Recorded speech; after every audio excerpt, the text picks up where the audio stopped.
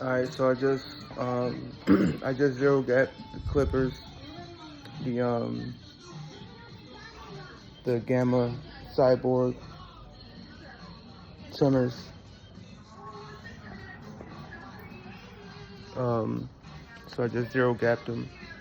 Surprisingly, I zero gapped a lot of clippers in my day. I'll show you how old I am. I didn't zero gap. Um, I done zero gap these when they really first hit the scene. People started using them. It was actually my favorite ones for a long time. Excuse me. When I first got put onto them, the other barbers in the shop, they didn't really like them too much. Maybe they just wasn't onto them yet. But when I first started using them, I really loved the wall detailers. And that's when I got put onto the wall seniors as well. Um, Everybody always uses masters, and the T outliners and the style liners at the time. And I did as well. However, when the supply guy came in, supply guy, supply lady, Miss Blanks, shout out to Mr. and Mr. Blanks. He used to stop by Buffalo all the time and hit us with supplies. They stay out in Erie, Pennsylvania. They had a son, I believe he played in, I want to say Detroit, they said he played for, or something like that. He was in the league.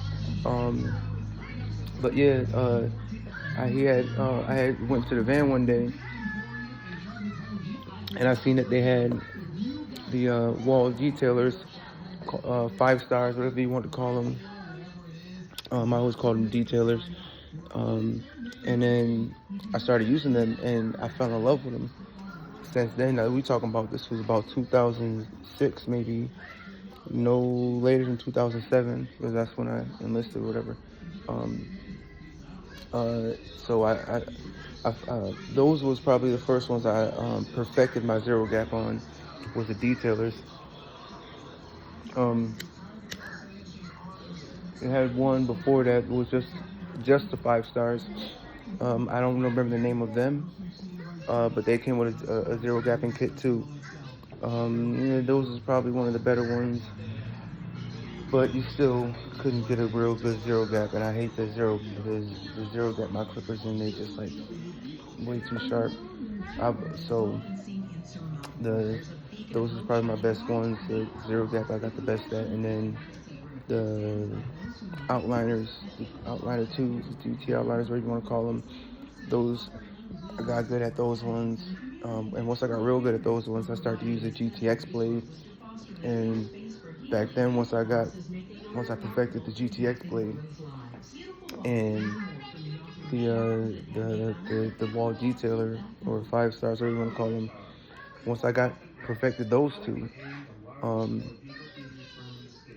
man, it took my hair, my barbering game to a whole nother level. I'm talking, I went from like maybe being humble, lower.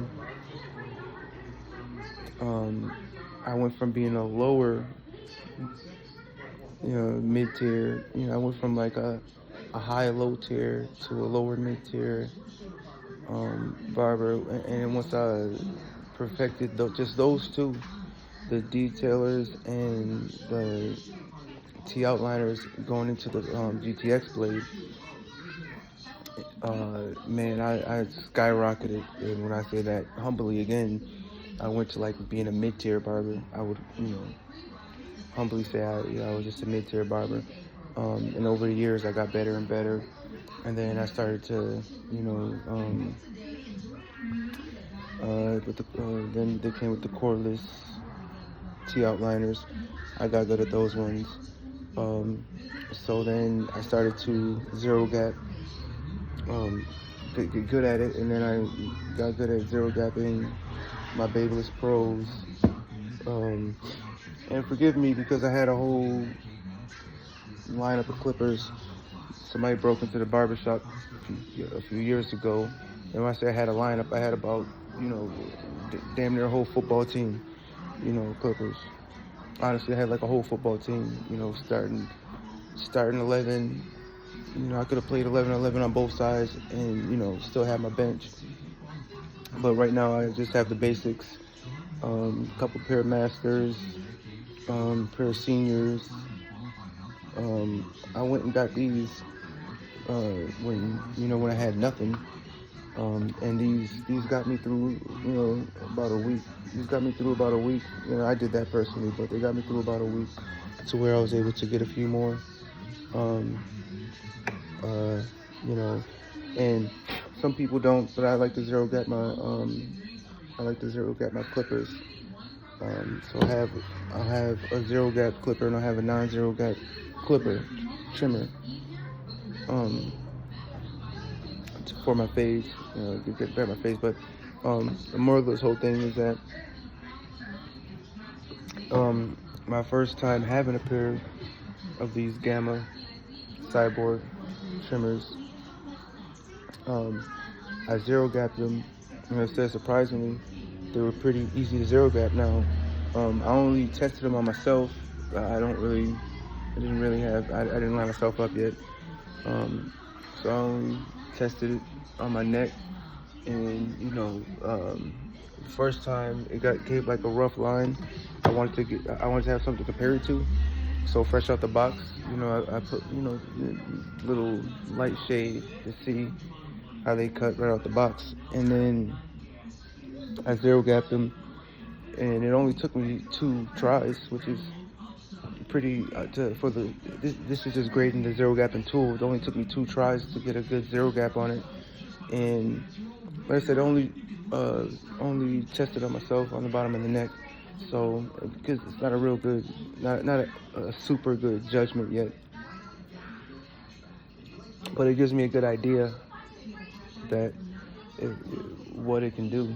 And once I put a line on myself, or a customer, whichever happens first, I'll be able to determine how good they are. I can tell they're going to be a good clipper.